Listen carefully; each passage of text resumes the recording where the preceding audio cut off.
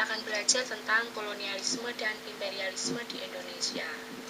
Di dalam sejarah bangsa-bangsa di dunia dikenal dengan adanya penjelajahan samudra.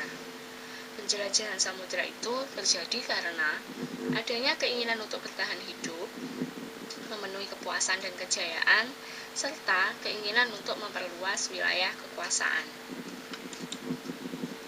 Wilayah-wilayah tersebut biasanya merupakan wilayah penghasil rempah-rempah. Nah, kira-kira kalian tahu nggak kenapa bangsa Eropa memerlukan rempah-rempah? Benar, karena rempah-rempah merupakan komoditas perdagangan yang sangat laris di wilayah Eropa. Wilayah penghasil rempah-rempah itu adalah Kepulauan Nusantara atau Indonesia. Orang-orang Eropa biasa menyebutnya dengan nama Hindia. Bagaikan berburu mutiara dari timur, orang Eropa datang ke Indonesia untuk mendapatkan rempah-rempah.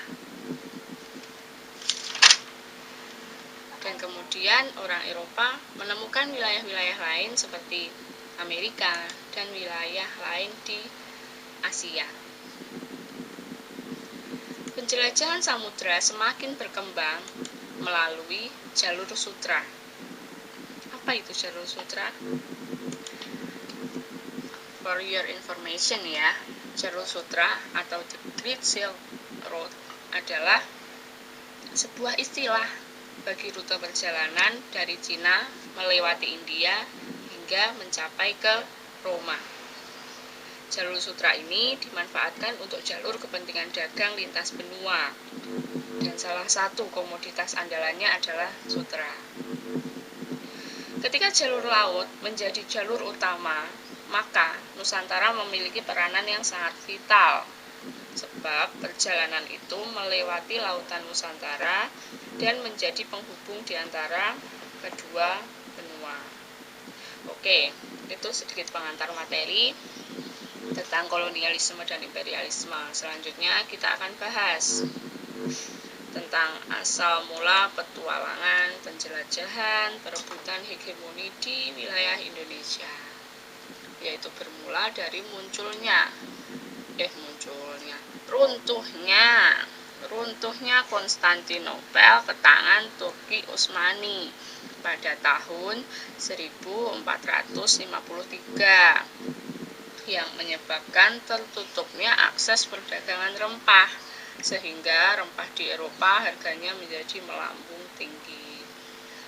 Oleh karena itu, akhirnya mereka mencari dan menemukan daerah-daerah penghasil rempah baru. Portugis dan Spanyol dapat dikatakan sebagai pelopor penjelajahan samudra, dan kemudian disusul oleh Belanda, Inggris. Tujuan mereka adalah terkait dengan 3G, Glory, Gold, Gospel. Kita bahas dulu tentang gold, yaitu memburu kekayaan dan keuntungan dengan mencari mengumpulkan emas, perak, bahan tambang, serta bahan-bahan lain yang memiliki harga atau nilai yang tinggi. Kemudian glory, memburu kejayaan, superioritas, dan kekuasaan. Dalam kaitan ini, mereka saling bersaing untuk ingin menguasai dunia. Yang ketiga ada gospel, menjalankan tugas suci untuk menyebarkan agama. Pada mulanya, orang Eropa ingin mencari dan bertemu seseorang yang bernama Prester John yang mereka yakini sebagai raja Kristen yang berkuasa di timur.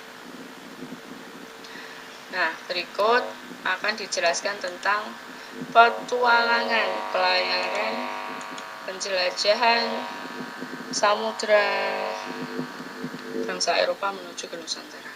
Yang pertama ada Portugis. Cerita keberhasilan Columbus menemukan daerah baru membuat Raja Portugis penasaran. Kemudian Raja Portugis, Raja Manuel I, memanggil pelaut ulung yang bernama Vasco da Gama. untuk melakukan ekspedisi penjelajahan samudra mencari tanah Hindia. Kemudian pada tahun 1497 Vasco da Gama berangkat dari pelabuhan Lisabon untuk memulai penjelajahan. Berdasarkan Bartolomeus Dias yang sudah lebih dulu melakukan pelayaran, Vasco da Gama mengikuti rute yang sama dengan Bartolomeus Dias dan singgah di Tanjung Harapan, ujung selatan benua Afrika. Kemudian dari petunjuk Pelaut Bangsa Moor, rombongan Vasco da Gama berlayar menyusuri pantai timur Afrika, kemudian berbelok mengarungi lautan Hindia atau Samudra Indonesia. Pada tahun 1498, rombongan Vasco da Gama berhasil sampai di Calicut dan Goa di pantai barat India. Ada yang menarik ya dari rombongan Vasco da Gama. Jadi ternyata mereka itu sudah menyiapkan patok yang terbuat dari batu dengan pahatan yang berlambang bola dunia. Mereka menyebutnya dengan padrau. Padrau ini digunakan untuk memberi tanda ke setiap wilayah yang mereka singgahi sebagai tanda bahwa wilayah ini adalah milik Portugis. Seperti itu. Bahkan di Goa, India, Vasco da Gama sudah berhasil mendirikan kantor dagang yang lengkap dengan benteng. Ada bentengnya. Karena kesuksesannya itu, kemudian Raja Inggris mengangkat Vasco da Gama menjadi penguasa di Goa di bawah kepemimpinan Portugis. Kemudian setelah lama tinggal di India, Portugis akhirnya menyadari bahwa ternyata India itu bukan penghasil rempah. Dan mereka mendengar bahwa sebenarnya pusat perdagangan rempah itu ada di Malaka.